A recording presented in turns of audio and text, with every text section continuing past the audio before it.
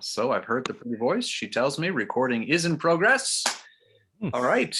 Well, guys, again, thank you for being a part of this today. It's kind of an informal conversation, and we'll see what comes of it, exploring the connection between recovery and contemplation and doing the work of addiction recovery. So I thought we'd start with courage. In your experience, what role does courage play in recovery? Mm-hmm. Who wants to go first? I'll give it a go. All right, thanks, Niel. Okay, so Jeremy, I think that courage plays a very, very important role in dealing with an addiction. Courage is very important, but it's a different type of courage to the courage that we have in everyday life. Okay. The origin of the courage is different. Okay. You know, if you, for example, have to appear before 1,000 people and you've got to say a speech, sure. And let's just say that you're not a pastor and you don't have public speaking experience. Right. Well, the way that I would encourage you is I would say, well, you know, you've got a strong voice and you know your topic and you know more than anybody else. And so what I would do is I would give you a little bit of confidence in yourself. Okay. And that confidence in yourself would then give you the courage to stand up in front of 1,000 people. Okay. Now, unfortunately, or fortunately, however one wants to look at it, but when it comes to dealing with an addiction, you cannot get your courage from yourself. Right. Nobody could come to me and say to me, well, Niel, you know, you're a nice guy and nice people have got a better chance of beating an addiction. And you're a type A personality. And, oh, you studied sociology. Well, sociologists are excellent when it comes to, nobody could say that to me. The only thing that they could say to me is, Niel, you are powerless. So where do I get my courage from? And this is why it's different. I get my courage from my confidence in my higher power, not from my confidence in myself. Yeah. That's why the first steps is, you know, you are powerless, but you're looking to a higher power. Yeah. So your courage is essential, but you gain that courage not from what you are, but from what God is. That's so good. Yeah. Thank you, Niel. So well put. Justin, how about for you? What does courage look like in recovery? In recovery, well, it took courage just to get there, I think. Like I knew when I was in my late teens that I had a problem. Right. And it took until I was 29 to ask for help, and I remember the day I finally asked for help, and it was I was nervous and I was like but it was that point. I was that point where I had to, you know, I remember texting my mom and I was like, yeah, I need help. I can't. And it was terrifying. I wasn't, you know, drinking's a big part of my social circle, and it obviously was a big part of my life. As a young person, it seems like you're losing a lot of your social life, and then to admit that to somebody else, and then eventually other people, that you have a problem, it definitely at the start it's like it's taken a leap of faith. And it was, but yeah, no, that's good. Thank you. It took courage to get there, courage to be willing to break with what was norm in your friend group. And then, as Niel says, courage to believe that someone greater than you, that a higher power could come. Your courage comes from that higher power. That's good. Thank you both. I imagine in recovery, as in many parts of life, there are times when you need to take flight, and then times when you need to stand strong. How do you know when to walk away from something? That is, to take flight, and when to pursue something difficult, to stick with it. That is, to have courage. How do you know the difference? When do you know when to do each? You know, Jeremy, I think if I start with the whole beginning stages of an addiction, when do you know that you've got to flee from this? When do you know that and in my opinion, the answer to that is when your life becomes unmanageable. Okay. Then you know you have to flee. Yeah. Now, unfortunately, to convince an alcoholic that their life has become unmanageable is not easy at all. Sure. But certainly one of the indicators are when the people around you become unhappy. Yeah. That's a very big indicator. Yeah. So that certainly is an indicator. When things become unmanageable, that's when you know you need to flee. Now, what do you run towards? Well, you run towards sobriety. That's what you are going towards. It takes a tremendous amount of courage to take on the attempt at sobriety.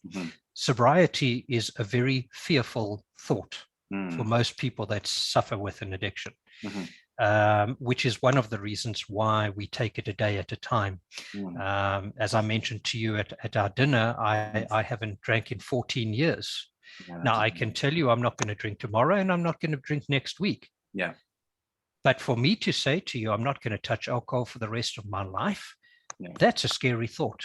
Sure. You know, yeah. And it does take some courage. So we run away from the disease, but we run towards sobriety. That's what we, what we go for. That's sort of a sort of an overall kind of response. You know, just in day-to-day living with alcoholism, there's other little things that you need to run away from. And one of those things is complacency. When we alcoholics become complacent, we develop what's called stinking thinking. Right. And we start to think, well, I don't need to go to a meeting tonight, or I've really been really good lately. I don't need to work too hard at this. And that kind of stinking thinking is something that you need to run from very quickly. And again, you need to run towards discipline. And treating this as a disease that has to be dealt with every single day. Yeah. How do you know? You mentioned the circumstances. Just to kind of summarize, if I'm hearing you right, so you've mentioned the circumstances around life becoming unmanageable. The way that people are experiencing you is part of that wisdom too. That is, you're also talking about what you're running towards. How do you know that what you're running towards is what you need to be running towards? I think for one thing, it is just a feeling that you have when you know that you're doing something right. Right. Very often when you're running towards something, you have the support of people, and you have the support of the right people in your life. When you're in the throes of addiction, you can go to a pub and get the support of 1 million people, but that's not the support you want. When you have the support and the encouragement of the people that are important in your life, the people that are close to you, that's when you know you're moving in the right direction. When you're making other people happy, deep down inside you're moving in the right direction. No, that's really good. Thanks, Niel. Justin, what's your experience been like with that? How do you know when to run towards something? How do you know to stick with it, that is to have the courage to do something difficult, and when to walk away from something, to take flight? That's a really good question. It's something that I think the majority of my adult life, I always had alcohol or drugs to self-medicate to get me through, courage. So now I'm, there's tough situations that come up, and I kind of figure is the stuff that'll eventually give you peace that you have to stand up towards, and then anything else that's gonna make your situation worse, you gotta walk away from. But yeah, it's definitely something that you kind of face at the time and kind of make a decision. But I like what Neil said. It's definitely for you go towards the goodness. Yeah, oh, that's good. That's good. Mm-hmm. Thank you guys both. I'm going to bring Chris into the conversation here. He's just joined us, and then I'll do these first two questions with him after we wrap it up with the first with you guys here. Mm-hmm. So let's just bring Chris in.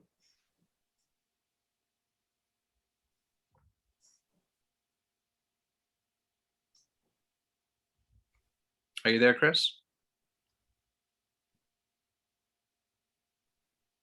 You're on mute, Chris.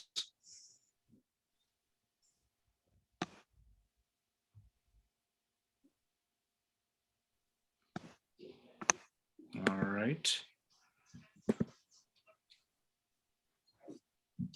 We'll just edit these in between sections out there. There's Chris. Welcome, friend. How you doing? Hey, Hey.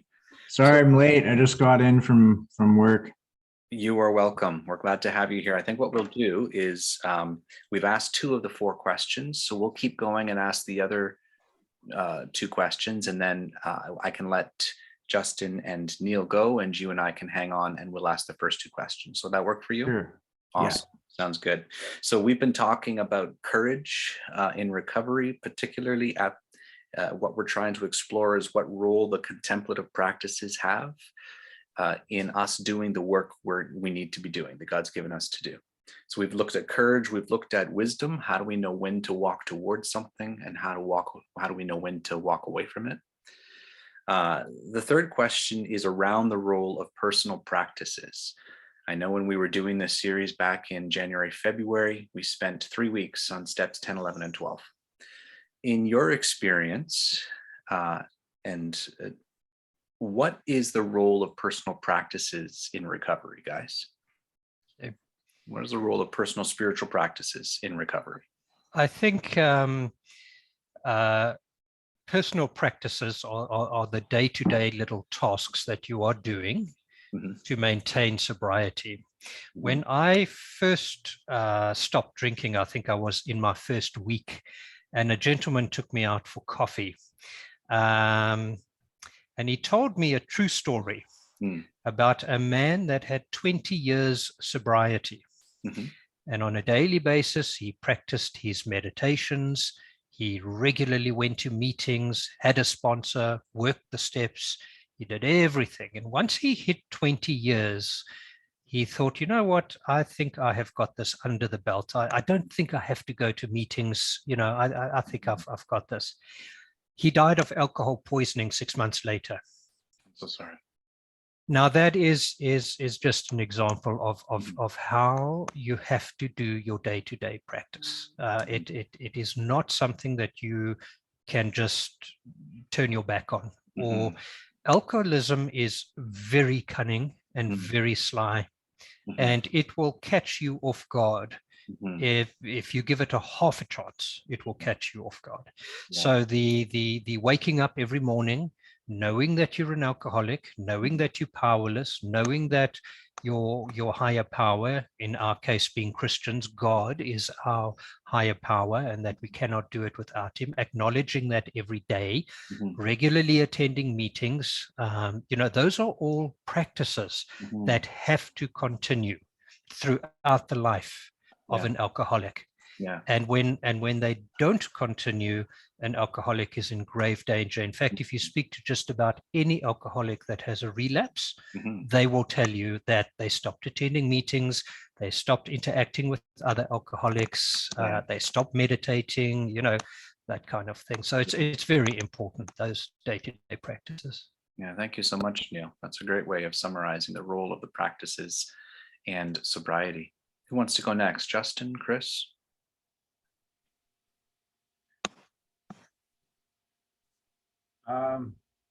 Yeah, I guess it's Neil kind of covered all the bases, but yeah. What he said, all right. Yeah. Meditation and prayer is definitely my go-to. I definitely have, the best I've ever felt was using all the tools the steps gave us. And Yeah. there are times I've been slacking, and I definitely need to get back to using the tools. Yeah, great. Thanks, Justin. How about for you, Chris? What's your experience been like on the connection between spiritual practices and recovery? Well, yeah, for me, I mean, like I've done it both ways. Like I've been super involved and very diligent about my practices. I've gone through years being very diligent in my daily practice and keeping conscious contact with God regularly. Yeah. And then I've also done it too, even just in this past year, as you and I have spoken personally, with not being so involved, not kind of giving up the daily practices, not very involved in helping others. And could have it led to a relapse? I think over time it very well could have, definitely. Just through my experience, like through the daily practice, I notice much more relief in putting everything in God, really, and just being in that constant relationship and building upon that relationship with God, is because number one, God keeps me sober. God keeps me from going to those places where I'm going to be, either drinking or picking up and putting a needle in my arm, or going to the pipe, or whatever the case may be. Like that's solely from the power of God. And but for the other stuff, like through recovery, through step 12, the biggest fulfillment I've felt internally, and just the most purposeful inner fulfillment, has been extending that. Being able to go through the program and have a spiritual experience and sift through all the darkness within myself. Like I visualized it just the other day, like through the steps. For me, I have an inner mirror, and that mirror can reflect God through me. Will reflect God's love, his power, his grace. And through the course of the steps, like particularly around 4 and 5, I get to look inward and sift through all these things, that kind of shit basically that is covering that mirror, to let the light in, like it says, to let the sunlight of the Spirit shine through. Yeah. And so constantly, looking for my faults and things that come up of selfishness and self-centeredness. And when I start to act out on those things on a regular basis, it blocks me off more and more. My mirror gets cloudy, and the sunlight starts to dwindle. And so it's like it's a combined package, making sure I'm being open to looking at my faults and keeping an eye out for selfishness, and being in constant relation with God to help me to learn from my mistakes and to grow and do better. And then as well, that whole extending the hand out to others, reaching out and helping them get to that place spiritually, is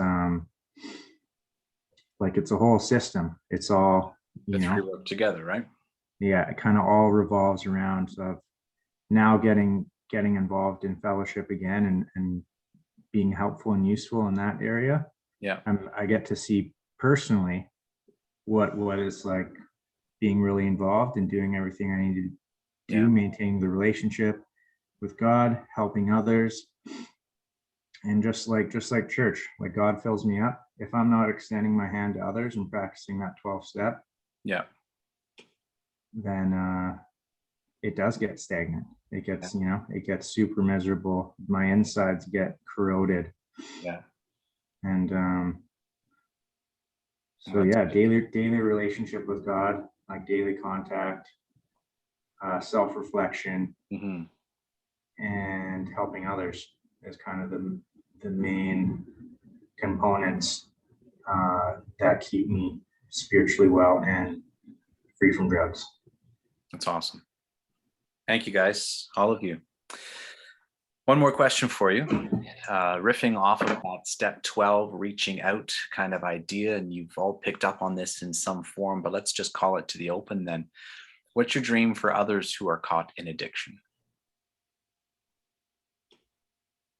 Who wants to go first? Chris, why don't we have you go first? What's your dream for others who are caught in addiction? Well, my dream for others caught in addiction would be like to have readily available access and opportunity that if they want the help, it'd be so vastly, because there's so much how do I say it? There's so much stigma and judgment and shame and guilt, and there's so much stuff associated and tied to addiction, and like that's why the fellowship is so great, but not everybody is willing to walk into a fellowship, you know what I mean? Yeah. So it's like my dream is that there'd be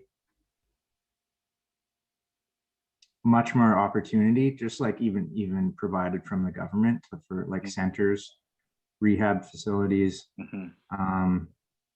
readily available places where if somebody wants help, they can walk in and say, hey, I have a problem, I need help, and they can get into a program like boom that day. Like Right. they're getting set up in a program in a living facility or a rehab or whatever. That's kind of my dream for anyone struggling. Help there when they're ready for it. Yeah, no waiting. That's good. Justin, how about for you? What's your dream for people who are caught in addiction?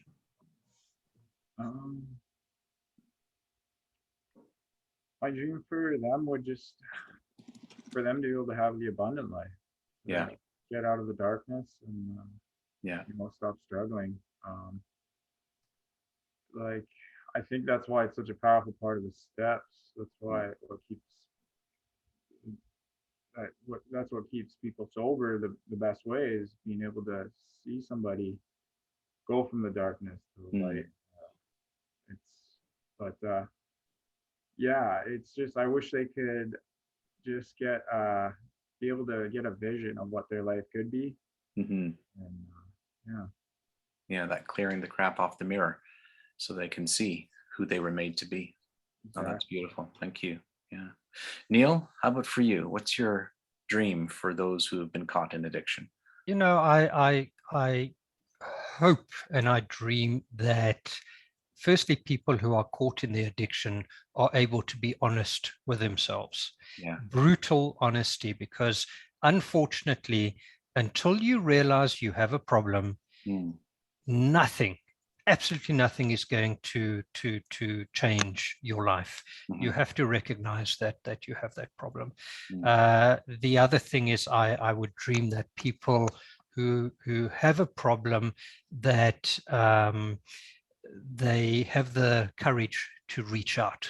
It can be very, very daunting and to reach out to a person or an organization and say, I have a problem. The other thing that I really wish for addiction is that we can learn and see addictions sooner. Unfortunately, some people have to go so far, down the road maybe lose a job, maybe lose a family, maybe get a DUI, maybe even worse things. And so often people have to go so far down the road before they actually can get to the point where they say, I have a problem and I cannot solve this problem. So one of my dreams is certainly that we can learn to pick up on addiction sooner and address it sooner, so that our lives don't have to become a wreck before we start doing something, and I mean, ultimately my dream for people that suffer from an addiction is sobriety and peace, not just sobriety. That's not what the whole program is about, because you do also get what's called a dry drunk, which is somebody that doesn't drink, but their life is still a complete mess and they're still very unhappy, and they haven't, they're just white knuckling it.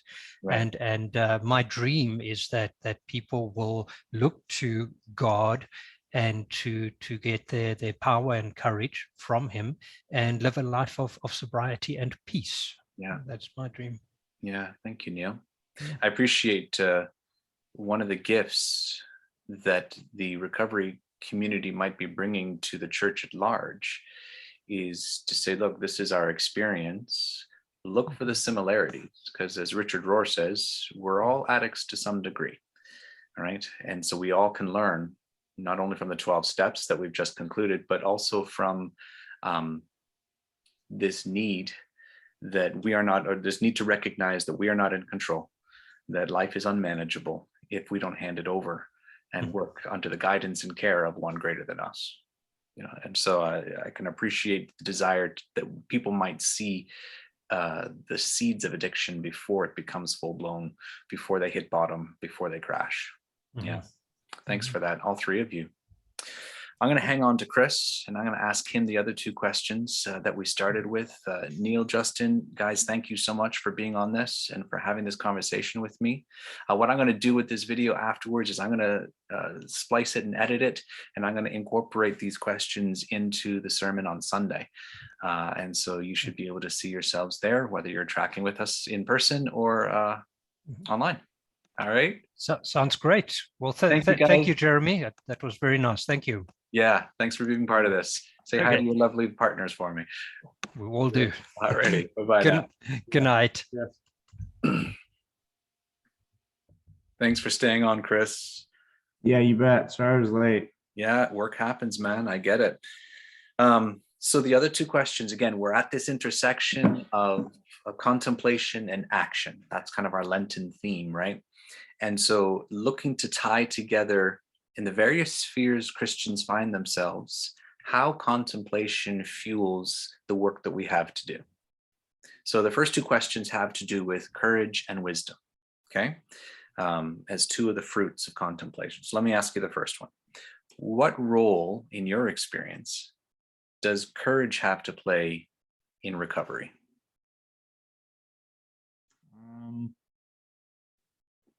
I think it's the main role. Is it? For me anyways, like, because in the beginning, like, to admit defeat, that I couldn't do it anymore. Yeah. Took like a tremendous amount of courage to say, people think it's weakness to say, oh, I give up, but no way. That is pure courage to surrender and say, I need help. I can't do this anymore. Yeah, that's good. Thank you. Second one is around wisdom.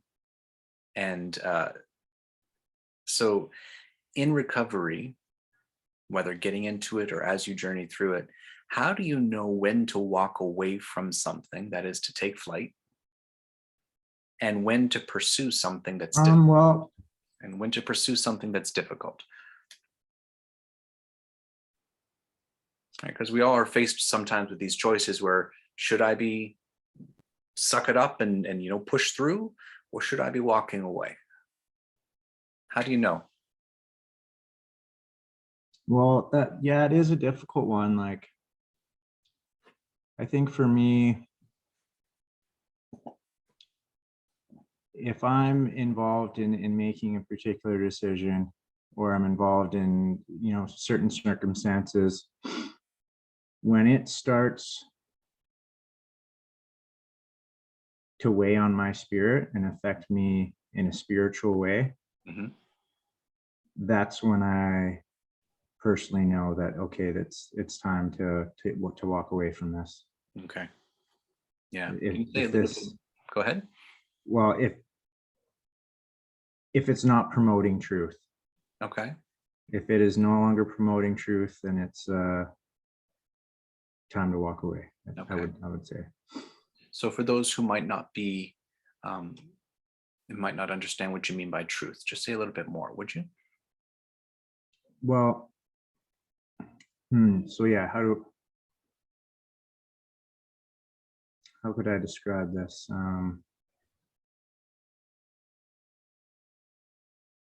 So if it's not promoting like goodness, Okay. if it's not promoting love in my heart Yeah. for whatever the situation is, and it's promoting resentment, and it's promoting fear, and it's promoting detachment from community, or detachment from fellowship, or it's promoting isolation. Mhm. That for me, that's those are signs for me that it's not a good thing for me. Now that's good. That's good. So that wisdom comes from noticing what its fruit is, what impact Mhm. it's having on you. That's Yeah, if it's not bearing fruit, quite Yeah. simple as that. Yeah. great. Yeah. So good. Thanks, brother. Appreciate it. Yeah. Yeah, those were our questions. So I'll weave it together after this and use some of this in the sermon. Okay, cool. All righty, man. Welcome home from work. Go get some food, get some rest. Yeah, I will. I'm hungry and I'm dirty and I got to walk the dog. Things are busy. I got a new helper now, though. Oh, you do? This is